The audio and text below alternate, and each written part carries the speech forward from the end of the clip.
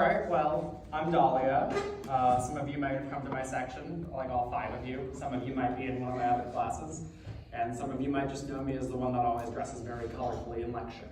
So my purpose here today, I have kind of been working on this little independent study for the past 2 quarters myself, and I saw this class as the perfect opportunity to show off what I found.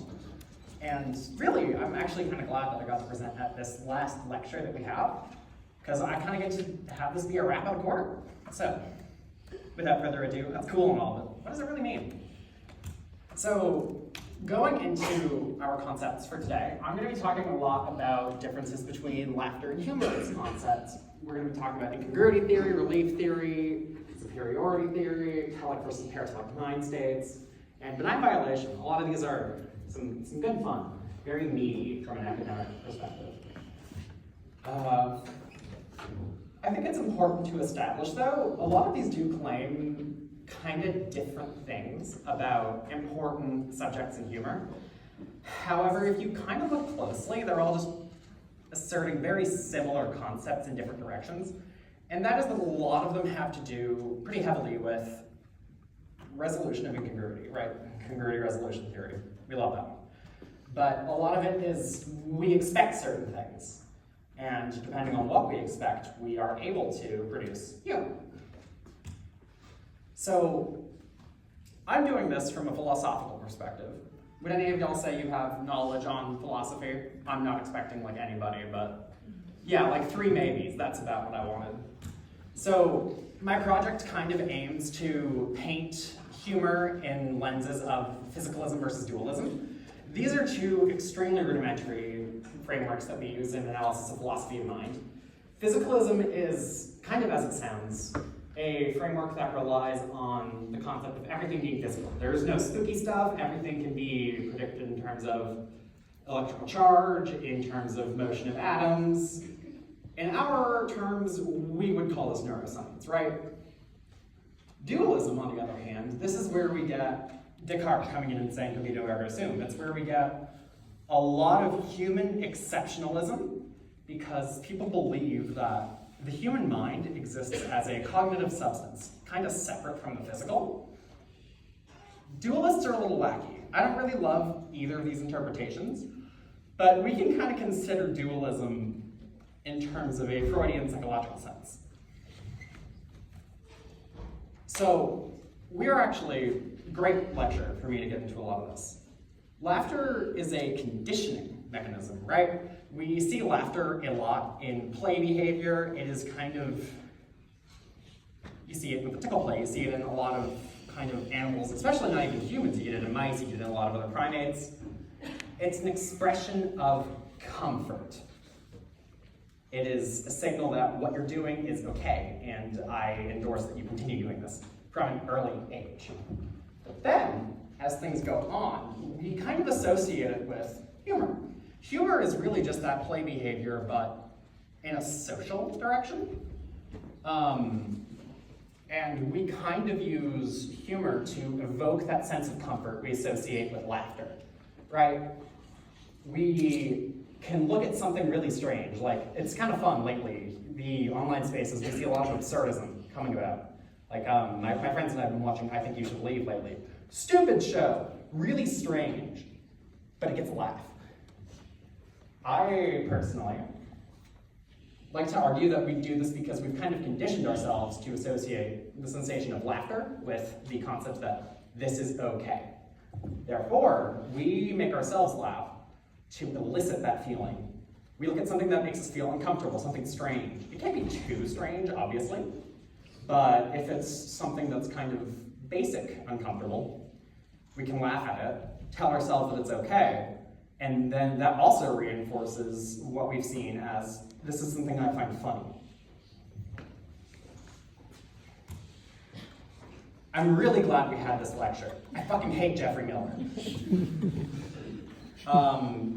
The only thing that I find of merit in his writing is that he collected some good data. However, I am of the opinion that evolutionary psychology really is just justification from a lot of people in power on why various isms are okay, be it sex, race, capital, whatever. He likes to think that because women laugh more at things men say, that means men are funnier. That means funny means sex. I think we need to look at this in terms of a society that relies on hierarchy. We use laughter as an expression of comfort, right? Following my logic. In this case, then, we can see why there's not really as much of a reason for men to need to express comfort if they're already on top of the social pecking order, talking to women particularly. In that case, women kind of have that need, right? A man talking to a woman, he's not going to generally feel threatened. He's not going to feel like he is overstepping bounds, right? He is on top, and therefore it falls to the woman who is being approached, encroached upon, to show that she's okay with this. So, I like to argue that humor is our way of enforcing and creating social connection. We use humor to signal that it is okay to feel comfortable to an observer. There are a lot of examples of this beyond just easy gender. We can talk about this as like humor in a workplace. We were talking about professors making jokes earlier. A student is going to feel more receptive talking to a professor if said professor cracks a joke at the beginning of lecture and they're suddenly a person. They're not just some figure of academia.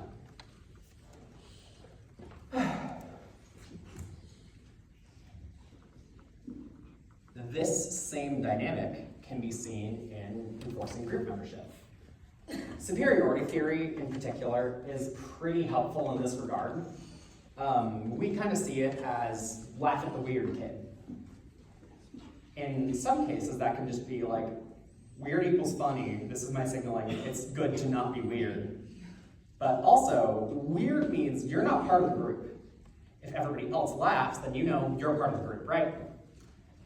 So we develop that because we want to, A, reward people for liking what we like, finding what we find funny, and B, we kind of want to punish people for stepping outside of the norm, right? If you get laughed at for being weird, your gut reaction isn't double down on being weird, it's try to cover that up, try to be something you're not, so that you don't get laughed at next time. So this kind of goes into another pretty interesting philosophical concept. A group mind is sometimes referred to as a corporate. It is when multiple individuals will form some sort of almost like symbiotic organism socially. It can be described as a mind that kind of uses people as its neurons, as its like parts of the brain to facilitate connections. When you are thinking about this in terms of humor, apply this to like a room full of people during a business meeting. It's a bunch of people about on the same level and their boss. If things are facilitated, very stiff, very like formal, it's not going to be as easy for business people to contribute to their boss or suggest things that might be seen as breaches of decorum. However, boss then cracks a joke, signals it is okay for you to feel comfortable in my presence. That kind of creates a connection. That allows for an easy exchange of information between agents. I find this really cool. Humor really functions as a social lubricant.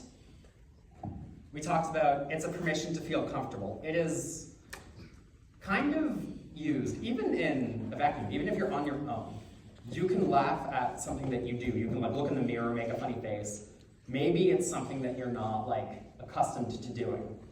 Your reactions to that can either be you look at it, you grimace, you're like, okay, I'm not gonna do this again. Or you laugh at yourself because you want to reinforce that it's okay to be comfortable when you're doing this. You can consider, oh, well, I look at my phone and I laugh at some stupid meme. That's also social. It's cognitive artifact. It's being left behind in the digital landscape, and we are still interacting with the ghost of somebody else's humor.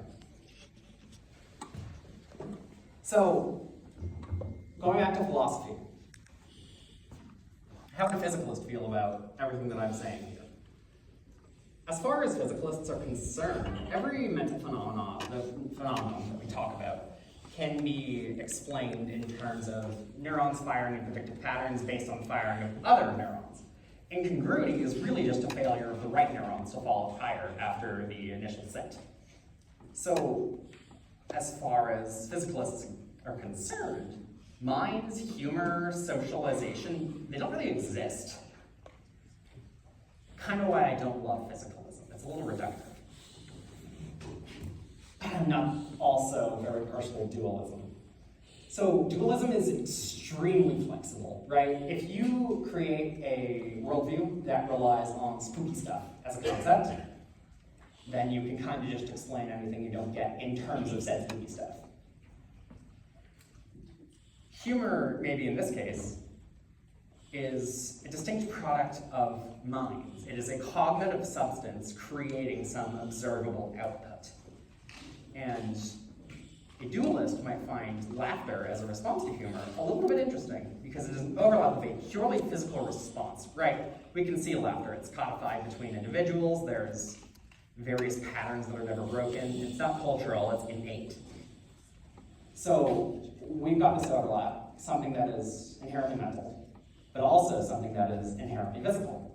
So a dualist would maybe say, this is proof. This is proof that spooky stuff exists. So, I'm kind of done. I don't know how long it took. I talked really fast. I can talk about closing remarks. I can say literally whatever I want to say. I'm kind of just lecturing at the front of this room. Personally, I find humor as a concept to be really interesting. I find cognitive science as a field to be a lot of fun because it kind of leans on this interdisciplinary nature, right? We can interpret data in terms of like 6 different fields. That's what cog sci is right now, right? Anything changed since I signed up? Whatever. I once heard it described as like a Frankenstein of a major. Yeah. If I can talk about philosophical debates, I've seen people argue that cognitive science doesn't exist as an academic pursuit. It is a paper that came out 3 years ago. It's really cool though. I am glad that I got to spend 4 years studying here at UCSD. I'm glad that I got to kind of think about everything works in its own way, everything is relative to one another, and there's like 8 different explanations for anything you can see. So I would like to say, formally, thank you all for listening to me.